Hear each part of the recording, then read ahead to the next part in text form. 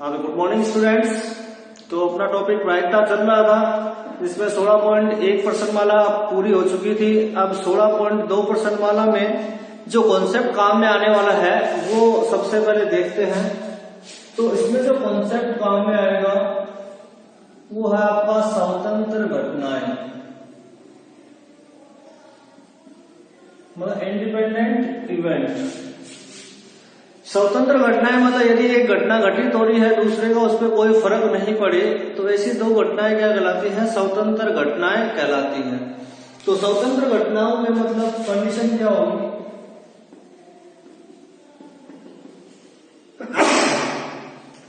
Probability of A into probability of B, यानी कि ए और बी के कॉमन होने की प्रायिकता किसके बराबर होगी? P A dot P B के बराबर होगी। सेकेंड इसमें है अपवर्जी घटनाएं।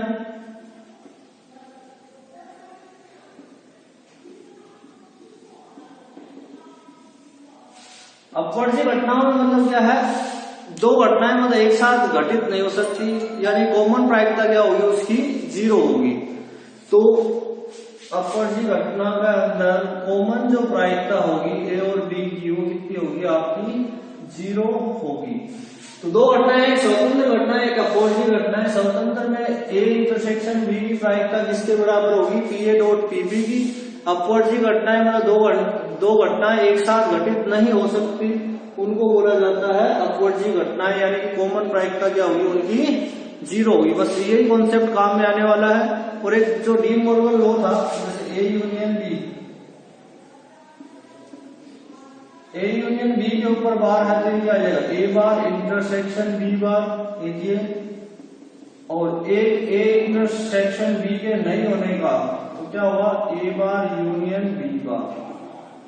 एक ये कॉन्सेप्ट आपको थोड़ा सा काम में आएगा एक दो क्वेश्चन में। ओके, हाँ, तो प्रश्न वाला 16.2 स्टार्ट करते हैं। सबसे पहला जो क्वेश्चन है, यदि दो घटनाएं ए और बी इस प्रकार से हैं कि ए की प्रायिकता 1/4 है, ए की प्रायिकता कितनी है? 1/4, बी की प्रायिकता है आपकी 1/2 और कॉमन जो प्रायिकता है ए इंटरसेक्शन बी वो कितना है? 1/8। तो आपको ज्ञात करना है ए बार इंटरसेक्शन बी बार, ये आपको ज्ञात करना है। हाँ, तो यहाँ पे ये ए की प्रायिकता दे रखी है, बी की दे रखी है, ए और बी के कॉमन होने की प्रायिकता दे रखी है। क्या ज्ञात करना है? ए के नहीं होने की और बी के नहीं होने की कॉमन प्रायिकता। तो देखो सबसे पहले इस चीज को आप क्या लिख सकते हो? ये ए बार इंटरसेक्शन बी बार किसके इक्वल होगा? ए यूनियन बी के नहीं होने की। अभी मैंने सूत्र लिखाया था, ए बार इंटरसेक्शन बी बार किसके बराबर होगा? ए यूनियन बी के ऊपर होल बार के बराबर। तो आपको मतलब ये वाला वैल्यू निकालना है ए यूनियन बी का होल बार। अब ये किसका है? ए यूनियन बी के नहीं होने की प्रायिकता है, तो एक में से माइनस कर देंगे किसकी?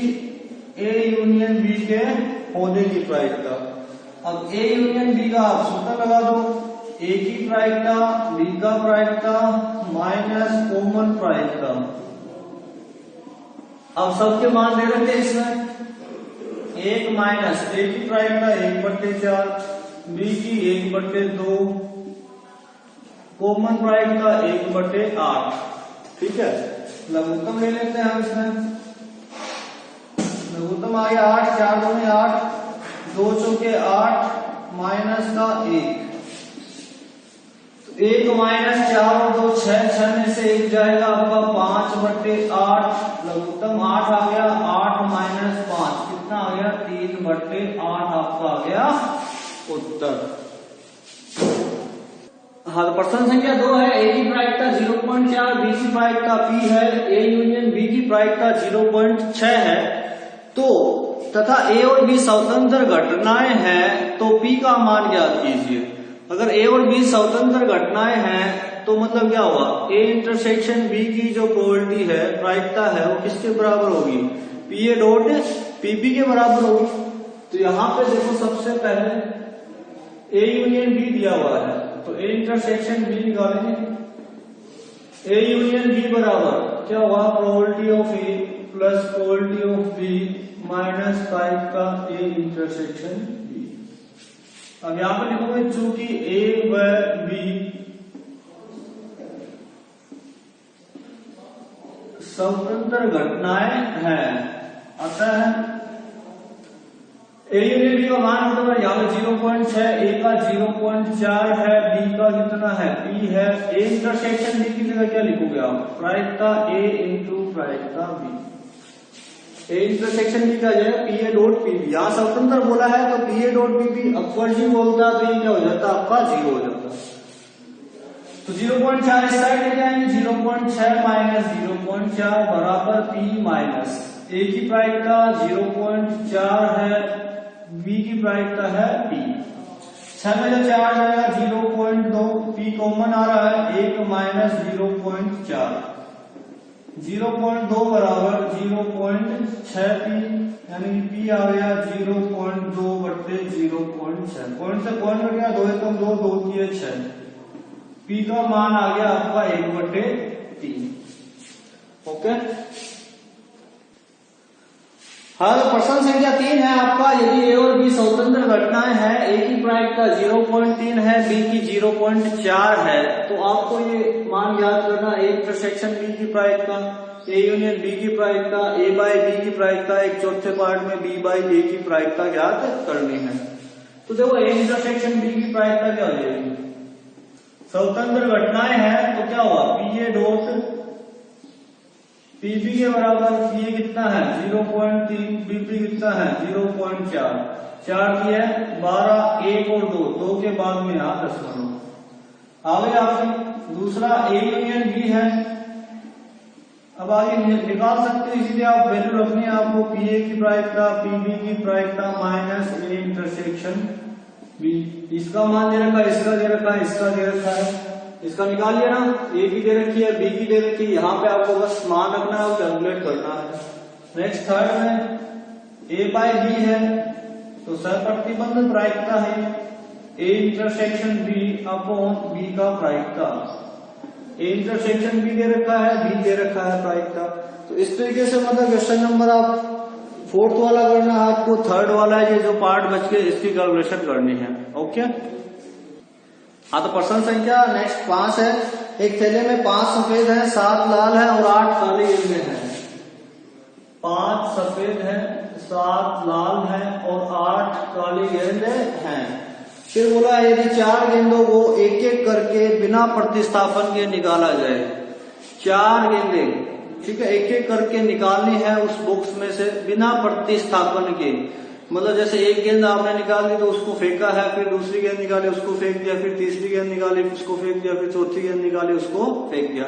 इस प्रकार से आपको 4 गेंदें निकालनी है बिना प्रतिस्थापन के। तो सभी गेंदों के सफेद होने की प्रायिकता ज्ञात करनी है। तो सभी गेंदों के यानी सभी मतलब यहाँ में चारों गेंदे, चारों गेंदों के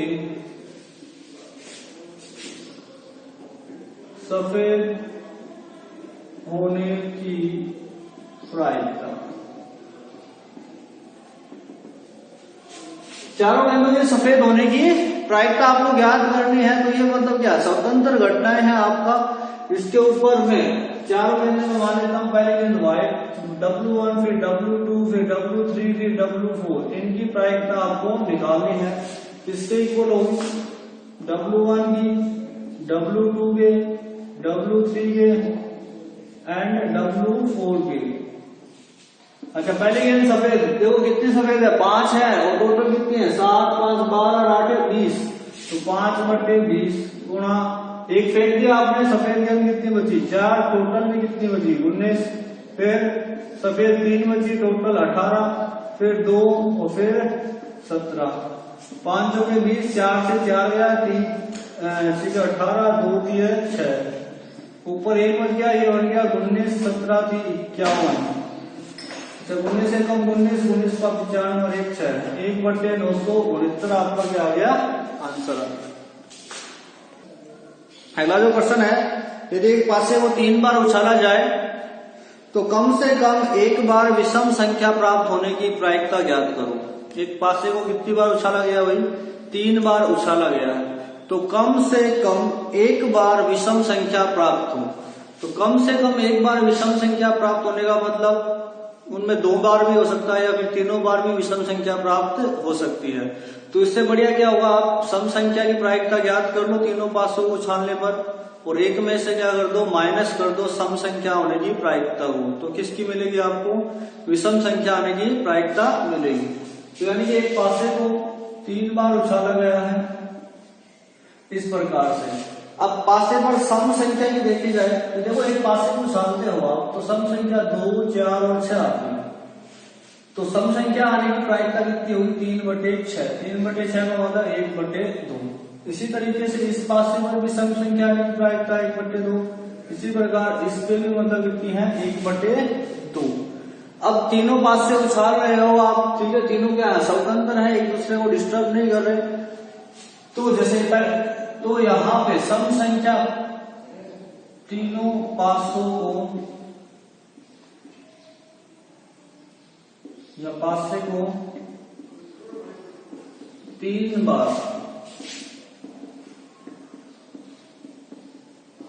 उछालने पर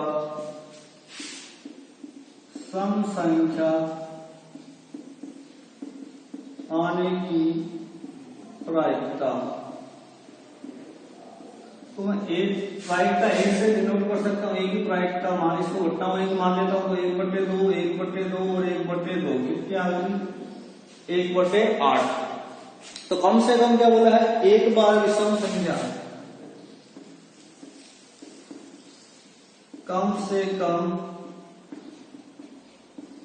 एक बार विषम संख्या आने की प्रायिकता। विषम संख्या आने की प्रायिकता क्या होगी, एक में से माइनस कर दो सम संख्या आने की प्रायिकता। तो 1 - 1/8 कितना हो गया, 7/8 आपका आ गया आंसर। हाँ, तो प्रश्न संख्या 7 है आपका, 52 पत्तों की गड्डी में से यादृच्छा बिना प्रतिस्थापित किए हुए 2 पत्ते निकाले गए। यानी 52 ताश के पत्ते हैं, उनमें से मतलब क्या, 2 पत्ते निकाल लिए, ठीक है, पहला निकाला फेंक दिया, दूसरा निकाला उसको फेंक दिया, इस तरह से 2 पत्ते निकाले हैं। यदि इन दोनों पत्तों के काले रंग का होने की प्रायिकता ज्ञात कीजिए। तो काले रंग के पत्ते कितने होते हैं ताश की गड्डी में भाई, 26 होते हैं। तो दोनों पत्तों के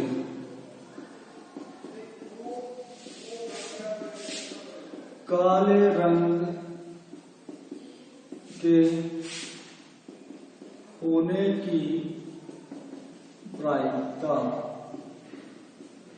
पहला ब्लैक 1, B1 और B2 दोनों काले पत्ते हैं, ठीक है। पहला काले पत्ते कितने होते, 26 होते हैं ताश में। तो पहले ये मतलब पत्ते कितने आई, 26/52 फेंक दिया उसको, कितने बन गए, 25/51, एक कम हो गया, 26 से कम 26, 26 दूनी 52, 25, 2 एकम 2, 2 5 10, यानी 25/102 आपका क्या आ गया आंसर। हाँ, तो प्रश्न संख्या 9 है आपका, एक छात्रावास में 60% विद्यार्थी हिंदी का, 40% अंग्रेजी का और 20% दोनों का अखबार पढ़ते हैं। तो एक छात्र को यादृच्छा चुना जाता है, उसमें पहला पार्ट क्या है, प्रायिकता ज्ञात कीजिए कि वह न तो हिंदी का और न ही अंग्रेजी का अखबार पढ़ती है। तो वह 60% विद्यार्थी हिंदी का, तो हिंदी का अखबार पढ़ने की प्रायिकता कितनी होगी, 60%। 60% का मतलब 60/100 मतलब 2 3 6 2, इसको 6/10 ही लिख लेते हैं। फिर इंग्लिश का अखबार पढ़ने की कितनी है, 40/100 मतलब 0 से 0 बटो 4/10। फिर क्या है आपका, दोनों का मतलब H यूनियन इंटरसेक्शन E 20% मतलब 2/10। यहां तक आगे आपका। अब जो पहला पार्ट है, न तो हिंदी का और न ही अंग्रेजी का, न ही तो हिंदी का और न ही अंग्रेजी का। न तो हिंदी का मतलब हिंदी के ऊपर बार लगा दो, न इंग्लिश का मतलब इंग्लिश के ऊपर बार लगा दो, दोनों का ही नहीं पढ़ सकती तो मतलब इंटरसेक्शन। तो यहां से एक टर्म लिख भी सकते हो, न तो ए व न तो बी। इसका डिनोशन क्या होगा, ए बार इंटरसेक्शन बी बार। तो एच डैश इंटरसेक्शन ई है तो इसको लिख सकते हो आप एच यूनियन ई का होल बार, यानी कि 1 में से एच यूनियन ई की प्रायिकता माइनस कर देंगे। एच यूनियन ई का सूत्र क्या हो जाएगा, एच की प्रायिकता प्लस ई की प्रायिकता माइनस दोनों की कॉमन प्रायिकता। क्या रखना है, मान रखो। हिंदी की कितनी है 6/10, इंग्लिश का 4/10, दोनों का 2/10। लघुत्तम आ गया यहाँ पे 10, तो 6 और 4 10, 10 में से 2 गया 8, 8/10। तो लघुत्तम आ गया 10, 10 एकम 10, 10 माइनस 8 मतलब 2, 2 एकम 2, 2 पंजे 10। यहाँ पे आ गया आपका 1/5। अब इसका क्या है, दूसरा पार्ट क्या है, दूसरा और जो तीसरा जो पार्ट है वो है 16.1 बेस पे सहप्रतिबंध प्रायिकता पे। देखो यदि वह हिंदी का अखबार पढ़ती है, ये दे दिया हिंदी का अखबार पढ़ सकती है, तो अंग्रेजी का अखबार भी पढ़ने वाली होने की प्रायिकता ज्ञात कीजिए। तो अंग्रेजी का अखबार पढ़ने की प्रायिकता ज्ञात करनी है, तो देखो अंग्रेजी का ज्ञात करना है, हिंदी का पढ़ सकती है। E/H लिखेंगे, E/H मतलब E intersection H upon probability of H। Common कितने हैं, 20% है, 20/100। हिंदी की कितनी है 60%, 60/100। 0 से 100 से 100 गया, 0 0 गया, 2 एकम 2, 2 की है 6। अगला तीसरा यह है कि यदि अंग्रेजी का अखबार पढ़ती है तो हिंदी का अखबार भी पढ़ने वाली होने की प्रायिकता बस उल्टा हो जाएगा, मतलब क्या हो जाएगा H/E हो जाएगा। ओके, दोनों सहप्रतिबंध प्रायिकता पे क्वेश्चन थे आपके। और प्रश्न संख्या 10 है, ए किसी पुस्तक की 90% समस्याओं को बी उसी पुस्तक की 70% समस्याओं को हल कर सकता है। तो पुस्तक से यादृच्छा चयनित किसी समस्याओं को उनमें से कम एक के द्वारा हल किए जाने की प्रायिकता ज्ञात कीजिए। यानी कि एक के हल करने की प्रायिकता दे रखी है, बी के हल करने की प्रायिकता दे रखी है, और कोई एक समस्या उठा ले तो उनमें कम से कम एक के द्वारा हल करने की प्रायिकता पूछी है। तो कम से कम एक करे या फिर दोनों करें, ठीक है, कि कम से कम एक के द्वारा हल करो या फिर क्या है दोनों भी कर सकते हैं। यानी कि जैसे एक ए है और एक बी है, ए सोल्व करता है तो बी नहीं करेगा, या फिर बी सोल्व करता है तो ए नहीं करेगा, या फिर दोनों ए और बी मिलके सोल्व करेंगे। तो आपका जो प्रश्न संख्या 10 है, तो ए के सोल्व करने की प्रायिकता को मैं ए से डिनोट करता हूँ 90/100, 90% दिया है तो 9/10। बी के सोल्व करने की प्रायिकता को मैं करता हूँ बी से, कितना है 70%, तो 70/100 यानी कि 7/10। तो यहां से एक नहीं होने की, एक में से माइनस कर दो 1/10, बी के नहीं होने की 1 माइनस 7/10 यानी कि 3/10। ये हो गया आपका ए और बी का प्रायिकता। अब इसमें क्या है, कम से कम एक के द्वारा, कम से कम एक के द्वारा समस्या हल हो जाने की प्रायिकता। प्रायिकता क्या हो गया आपकी, देखो ए सोल्व करता है तो बी सोल्व नहीं करेगा, या फिर ए सोल्व नहीं करता तो बी करेगा, या फिर दोनों मिलके कर लेंगे ए बी। तो यहां पे देखो प्रायिकता ए की प्रायिकता इंटू बी के नहीं होने की प्रायिकता, ए के नहीं होने की प्रायिकता, बी की प्रायिकता, और प्रायिकता ए नोट प्रायिकता बी। अब मान रख दो इसमें ए की प्रायिकता कितनी है 9/10,